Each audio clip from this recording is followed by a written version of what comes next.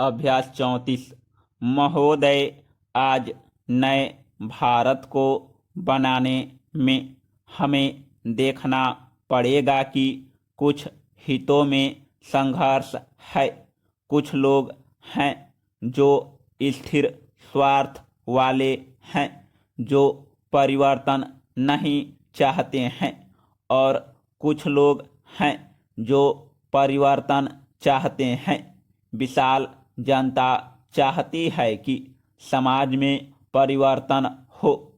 तो जब यह संघर्ष है और जब हमने आपस में तय कर लिया और हमारे देश ने सिद्धांततः एक चीज को मान लिया कि हम अहिंसा के जरिए शांतिपूर्ण तरीके से संसदीय प्रणाली से ही नया समाज बनाना चाहते हैं, हम खून खराबा नहीं करना चाहते हैं। जो समाजवादी तरीके हैं उनसे हम काम करना चाहते हैं। समाजवादी तरीकों को हम नहीं मानते हैं। अगर हम जनतांत्रिक तरीकों से चलना चाहते हैं तो यह आवश्यक है कि हम संविधान को वह शक्ति दे जिसको अंग्रेजी में डेमोक्रेसी कहते हैं। Paragraph change. उपसभापति जी, मैं संक्षेप में 2-3 बातें कहना चाहता हूँ।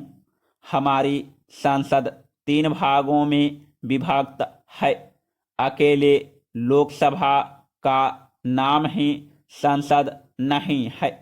अकेले राज्यसभा का नाम भी संसद नहीं है।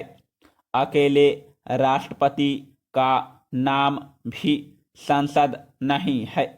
लोकसभा, राज्यसभा और राष्ट्रपति, इन तीनों को मिलाकर संसद का निर्माण होता है। कोई भी बात या कोई भी कानून जब जनता के हित के लिए बनता है तो उसको इन तीनों ही भागों से निकलना पड़ता है। लोकसभा किसी चीज पर विचार करती है, फिर उस पर राज्यसभा और दूसरे ढंग से विचार करती है और उदारता के साथ और गंभीरता के साथ निर्णय लेती है।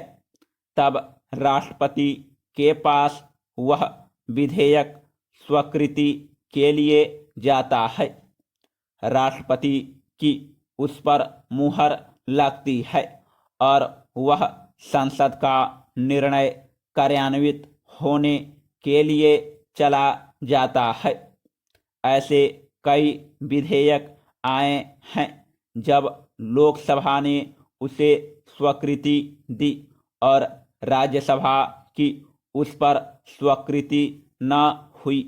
वह फिर लोकसभा के पास स्वीकृति के लिए चला गया, लेकिन लोकसभा ने फिर अपने स्टैंड को ज्यों का त्यों रखा। तो फिर राज्यसभा के पास स्वीकृति के लिए वह आया। एक समय ऐसा भी हुआ, मैं उस समय लोकसभा का सदस्य था जब इस प्रकार का प्रकरण आया था, और वह प्रकरण दहेज प्रथा के ऊपर था। लोकसभा ने दहेज प्रथा विधेयक को पारित किया था। फिर उसके ऊपर लोकसभा ज्यों की त्यों अडिग रही। फिर राज्यसभा के पास वह आया।